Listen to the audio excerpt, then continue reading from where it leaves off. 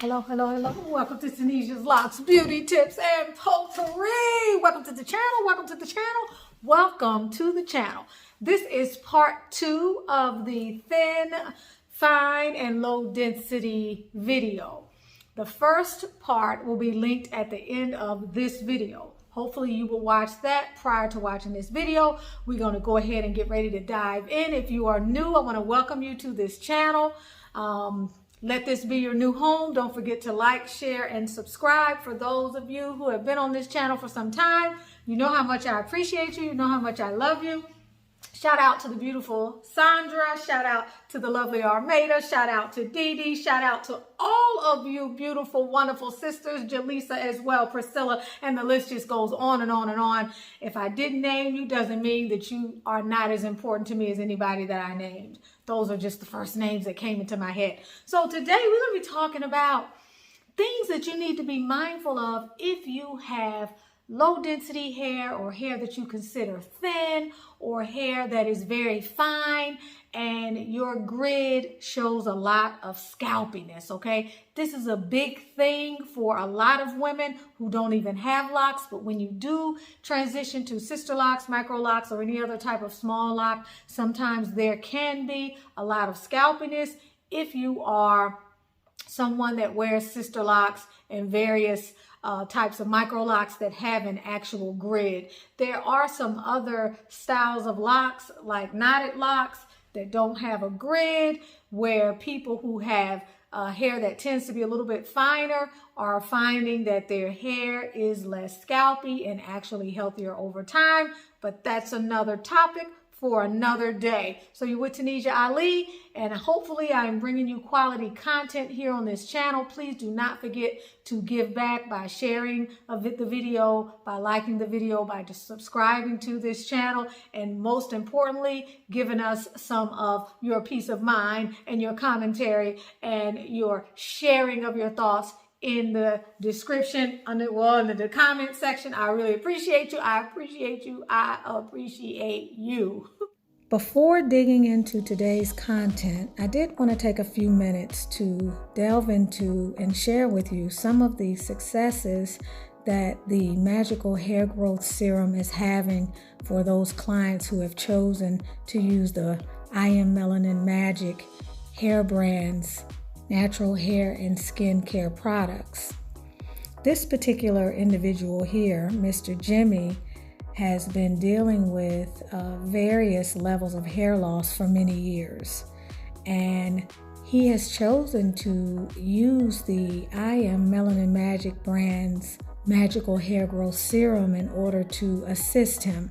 After having tried many products over a period of time and experiencing no success, he is now currently having quite a bit of success with the Magical Hair Growth Serum.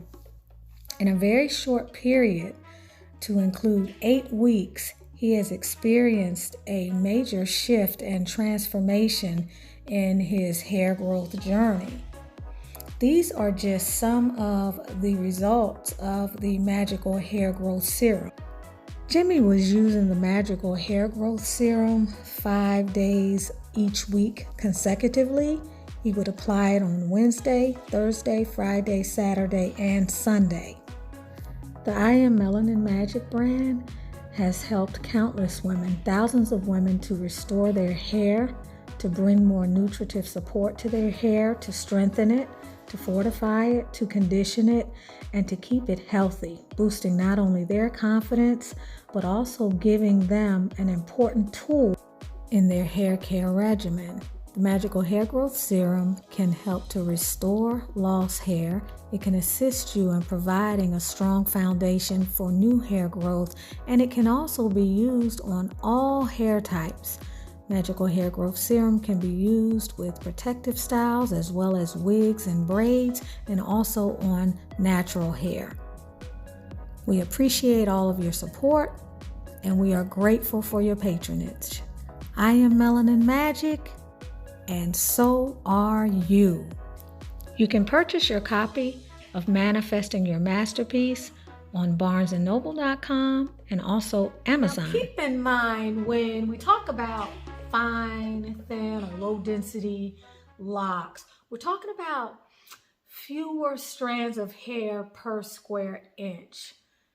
It's readily visible, but also compared to the average amount of strands in a person's head, these kinds of heads are considered to be a little bit below what is common for most people. On the other spectrum, you have those who have medium density hair and thick density hair. It's very easy to perceive a person's density and for you to look at your own density by just checking your hair when it's, you know, lying flat, it's not wet, and it's in a natural falling position.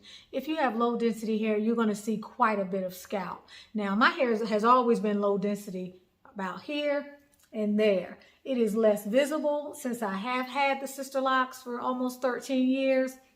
There's also a little bit of low density right here on both sides. You can have mixed densities of hair in your hair, but generally speaking, before I even had my locks installed, I had medium density hair. But with the full install and the maturing of my locks over time, my locks have filled in quite a bit. They have swelled, but then also later compressed. But the swelling that I have gives my hair the look of a lot more thickness. I know most of you think I have extremely high density hair, but if you saw my mother's hair when she was my age and my sister's hair before she passed on, she had twice as much hair as I had. That was high density hair. So my hair, I consider medium density hair, but it's easier to tell. And typically, if you have fewer strands per square inch, then you're going to have fewer strands in each lock, which means you're going to have less locks and your locks are going to be thinner, which typically equates to more fragile locks. I'm not going to say that the locks have to be weak, but you do need to take certain precautions when you have fine, thin, or low density hair, and that's what we're getting into today. All right, so first and foremost, I want to talk about the importance of choosing a loctician that specializes, or at least, at the very least, has experience in dealing with clients that have low density hair. Y'all, this is so important. I think this might be one of the most important items, although you need to take a look at the first video so you can see some of the other things that I said there, because they are just as important, or they're right underneath this. Choosing a loctician that has experience, knowledge, and expertise with dealing with low density hair, y'all, is very important. Because low density hair, number one, not that, you know, someone needs to be rough on someone who has hair like mine, but when you're dealing with someone with low density hair, you need to be more tender. You need to be more observant of what is going on with the hair. You need to be equipped to notice warning signs a lot earlier. You need to understand the differences between the unique and individual needs when it comes to retightenings. You need to have an idea of how to repair locks. You need to have so much more information to tailor your services to someone that has low density hair than just anybody else, especially somebody who may have high density hair. This is critical. So if you can't find someone who specializes in it, then you need to find someone who is most definitely skilled in the art of managing your locks. Now, if you happen to have knotted locks, you're going to have, from what I understand, a lot easier time in keeping your hair looking voluminous and managing the density, because you don't have to deal with the grid.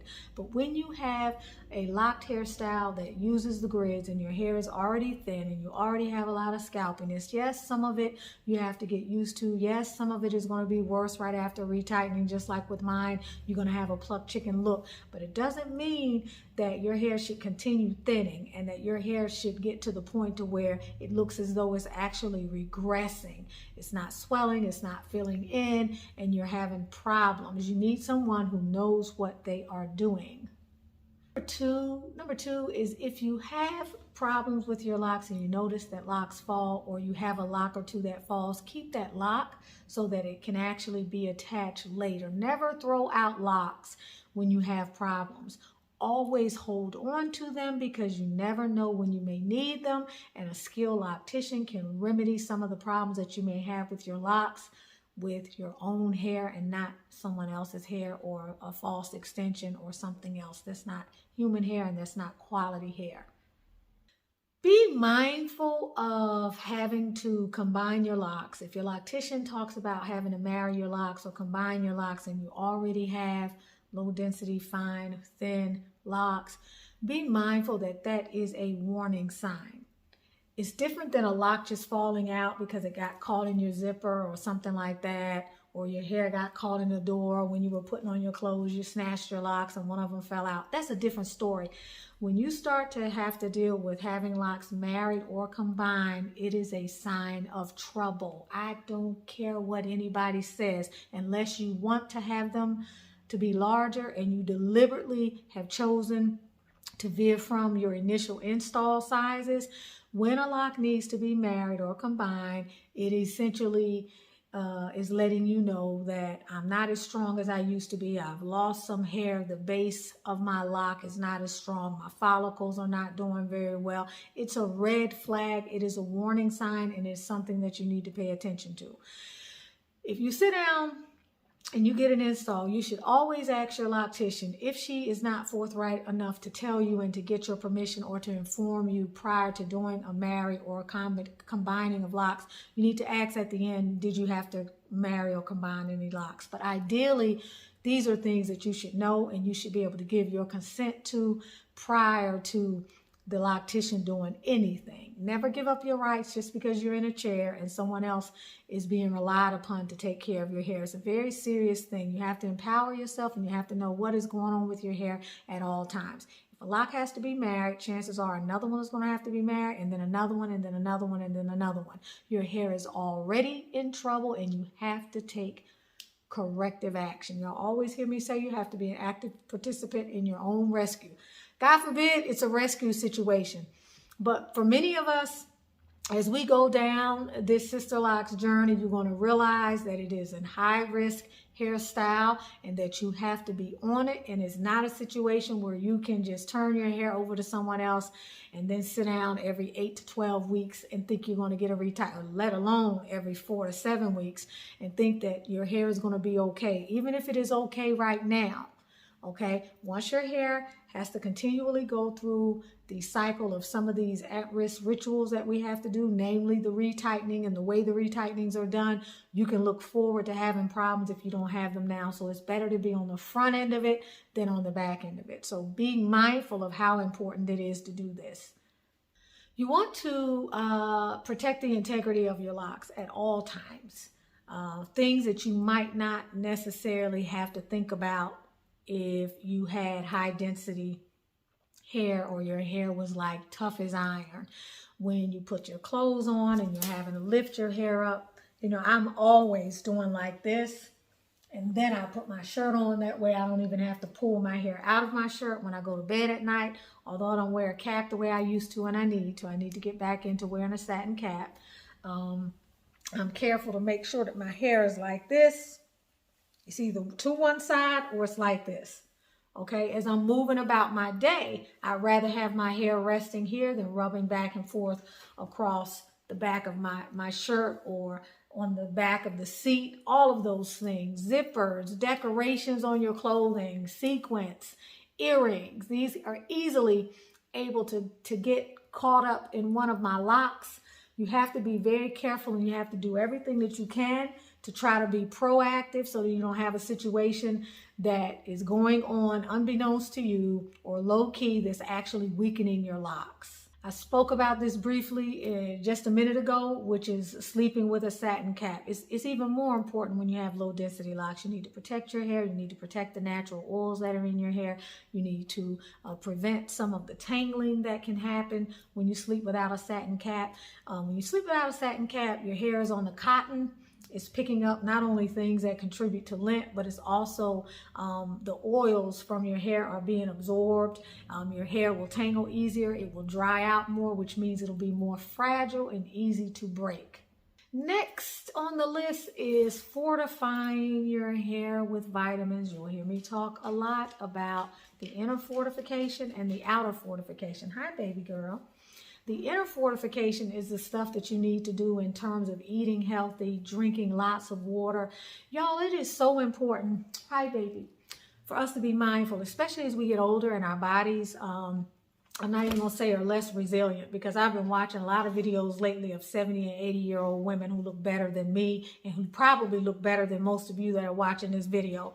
We have grown to accept aging and getting sick as a natural part of life, and we need to begin to shift that paradigm and look at things that we can counteract or things that we can put in place that can increase the likelihood that we experience greater periods of health and longevity than maybe our parents did and our grandparents did. Because it's not just about our life span, it's about our health span. And your health span has a lot to do with what's going on with your hair. You can be endowed with a whole head of wonderful hair, but you can do things that can cause falling out. I remember when I did the Atkins diet many years ago, after having Sophia, I did the Atkins diet about a year or two later, and I lost 30 pounds, and I lost it very quickly. And along with that, I lost hair.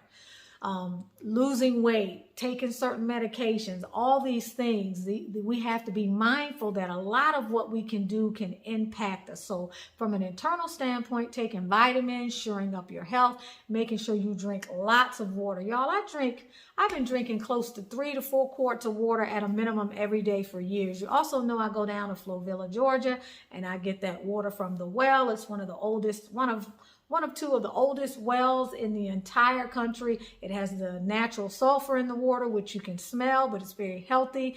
I don't play when it comes to my water, and I drink tons of it. When I leave the house, I take my 32-ounce water with me and my 24-ounce. I never leave the house without my stainless steel water. I don't care where I'm going. And the only time you're going to find me without my water and potentially suffering from constipation is when I'm traveling, because I can't drink that water. And the typical water in the bottle is either acidic, or it does not have the shape that supports its absorption through the cell membrane, which means even though you're drinking water, it doesn't mean that you're necessarily hydrated. So you need to hydrate, but you also need to keep your hair hydrated. You need to spray your hair with water. You need to make sure that when you're washing it, you're getting it very clean. When you wet your hair, especially when you have Sisterlocks, it's important to be mindful of, if you can, the quality of water that you're using on your hair, especially if you're just spraying it. If you're washing your hair and you don't have a filter, that's one thing. But when you're spraying water in your hair with some of these sprays and so forth, if you can't get water from a well or a spring, make sure that you're spraying alkaline water on your hair. Don't just take the water right out the tap and spray it on your hair, because if your hair is getting the benefit of increased hydration, then you're going to find that your hair is going to love it. It's going to be happy, and it's going to help you to circumvent some of the problems that you would normally have with your hair in the first place. So that's another way that you can fortify from within. Your diet, the things that you eat. It's important that we really begin to shift our consciousness around food and understand that food, in a way, is information, and anything that is information is consciousness. It has, or it contains the genetic code or the information to tell your body what to do. So if food is looked at immediately upon digestion, I'm not talking about the cumulative effects of not eating healthy. I'm talking about immediately upon digestion, or immediate upon you eating the food, it comes with its own set of instructions that then communicate with the body, that the body then responds to in a certain way that is either going to help you or that is either going to harm you. Every single thing that we eat, especially once we start to accumulate unwell characteristics as time goes on, or as we begin to accumulate the signs of unwellness, as I'm going to call it, which happens more and more as we get older and older and older, although we've become used to accepting that we should expect to not feel good. We should expect to not have high energy levels. We should expect to decrease in vitality as we get older. We've been sold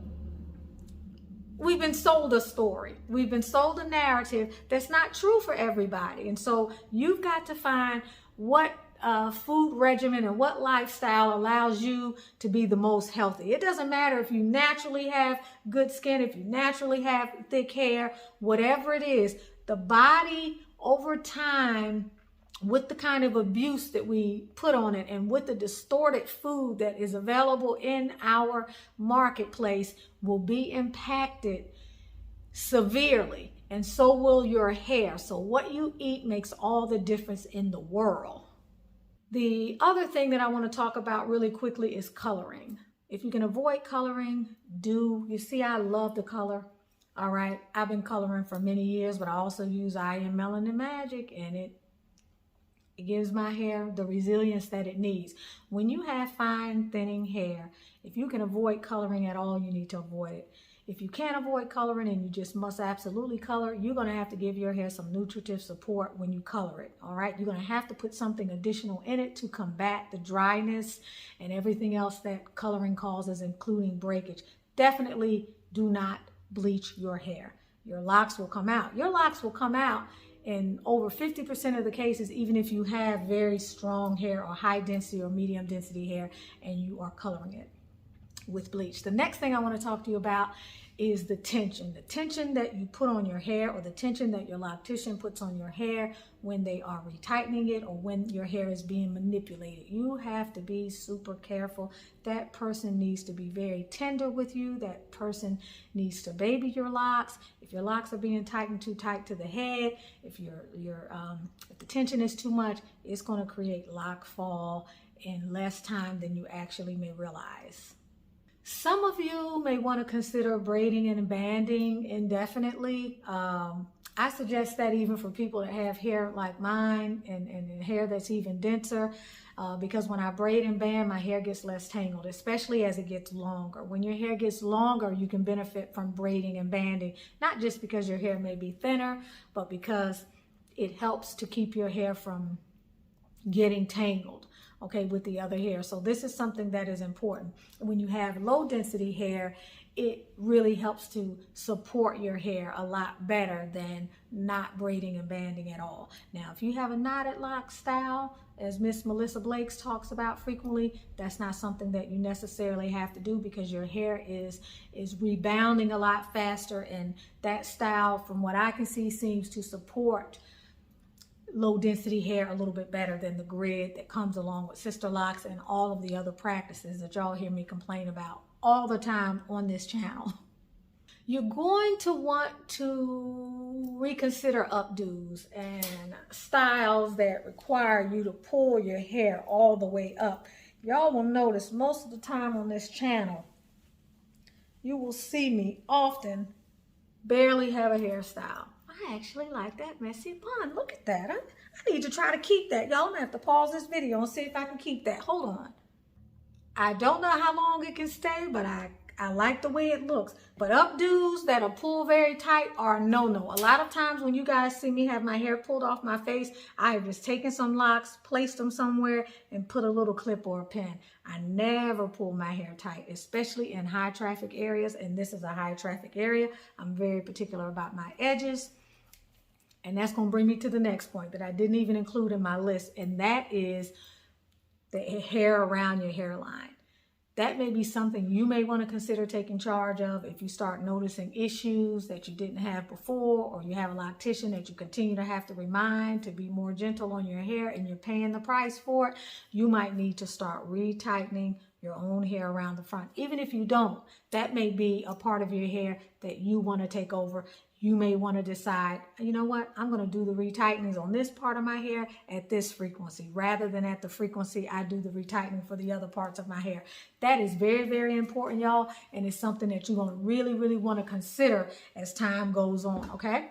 The next thing is that you're going to want to be mindful of the sizing of your locks, especially if you are getting them installed or if they've been newly installed. If you have particularly small locks in an effort to make some arbitrary, ridiculous minimum number of locks that some people say that you need to have in order to have Sisterlocks, and your locks are extremely small and your hair is already, as I repeat, it's already low density, you're going to have trouble down the road. Someone with my density hair will have trouble down the road. I had a frage to separate about 10 or 12 locks very early on in my journey because I wanted them super small. Those locks are still super small, and I get a sense, I kind of feel like they're a little bit smaller than they used to be, or if they're not because they compress, they most certainly are. And who really knows what the compression process, what the effects of the compression process is on our lock grid and on the base of our locks over time. If that was actually studied, I would think there may be some correlation between thinning and when our locks begin to compress. And I could go into that over and over and over again, but just my critical thinking in and of itself lends itself to that. So if your locks are very thin, you're going to eventually have to marry. And once you have to start to marry your locks, know that you're already in trouble. And this is something you have to pay a whole lot of attention to. If you are new to getting locks and you haven't gotten them yet and you're making a decision and you have, low density hair and you're not totally committed to Sisterlocks, consider two-strand twists. Starting your locks with two-strand twists because it'll give your hair a little bit more volume. Also, you've heard me say earlier in the video, and I'll say it again, consider knotted locks. Believe it or not, even with my hair looking the way it looks at this stage of the game, is something that I'm finding out more about. I may at some point consider transitioning from Sisterlocks to knotted locks. It's definitely something I'm looking at, and if I don't do it soon, it's something that I will keep on the docket for a later date because I just kind of am resonating more with that whole philosophy. Being that I've been doing this for 13 years and I'm talking to you all and I'm always using your feedback to spur more research and more introspection with regard and more reflection with regard to this style, there are a lot of things that are of a concern. So that's something that you definitely may want to consider, how you may start your locks in the first place, because certain starting methods can give your hair a little bit more fullness overall. The last thing that I just want to say is listen to your own hair and what it needs, and don't be an idol worshiper of listening to what other people say. Even if it's your loctician, sometimes your consultant can have tunnel vision, or they may be following the Sisterlocks, the procedures and the guidelines and the expectations a little more closely than what your hair needs in terms of its own unique individuality. Looking at your hair, letting your hair tell you how often it needs to be washed, letting your hair tell you if you need oil or not, and I'm here to say you most definitely do need oil. Period. Whether you need it now or not. If you don't use oil to strengthen your hair, you're going to have problems down the line. Mark my words. And you'll be coming back to this video, if not a year from now, 2, 3, 4, 5 years from now, because you're going to suffer some of the problems that could have been either delayed or avoided altogether, which is why I say listen to your hair. If you have flaky scalp, dry scalp, dandruff, irritated scalp, you have to hop on that. If your loctician is telling you that you can't put this in your hair, you can't put that in your hair, you shouldn't wash it as often as your hair is telling you it needs to be washed, or you need to wash it more than what your hair is necessitating it be washed, you're going to have issues. I'll give you an example. Though if I had locks in my hair, Sisterlocks, many years ago, I would have had to wash my hair once a week because I had flaking scalp all the time. Even if I were not wanting to wash it, because I'm someone that washes infrequently, but I'm constantly checking my scalp. I'm constantly checking for buildup. I'm constantly checking for scalp, for dryness, for dandruff, and anything like that. And I'm going to tell you, with the new Magical Hair Growth Serum, it is working very well to stay on top of and eliminate residue in my hair, dryness, or any flakiness that I might have had in a particular area. When I'm not oiling, it lasts so much longer. So let your hair tell you when it needs to be washed. Let your hair tell you how often it needs to be retightened. I retighten my hair, as you all know, every 11 or 12 weeks. I've been doing that for the last, I don't know how many years. At least probably 12 years. I started and rested at about 10, and then I moved to 11 and 12. And it's only been within the last 3 or 4 retightenings that I started doing 8 to 9, because I just wanted to see. I said, okay, well, just try something different. But I'm having thoughts on that again, and I'm like, you know what? what you've been doing is working, so maybe that's what you need to keep doing. So we'll see. But I hope this video helped you. Please go back and take a look at the video number 1, which I'm going to link at the end of this video so that you can get a look at all of the different things that you might want to consider as you move forward in your hair journey. I love you guys. I want to thank you for all of your support. If you haven't purchased my book, Manifesting Your Masterpiece, on Amazon, make sure you do so. And if you want to explore spirituality or the spiritual journey, and you want to step outside of the box in another area of your life and explore your inner dimension, then come over and see me on Butterfly Transformations. Lots of love to you.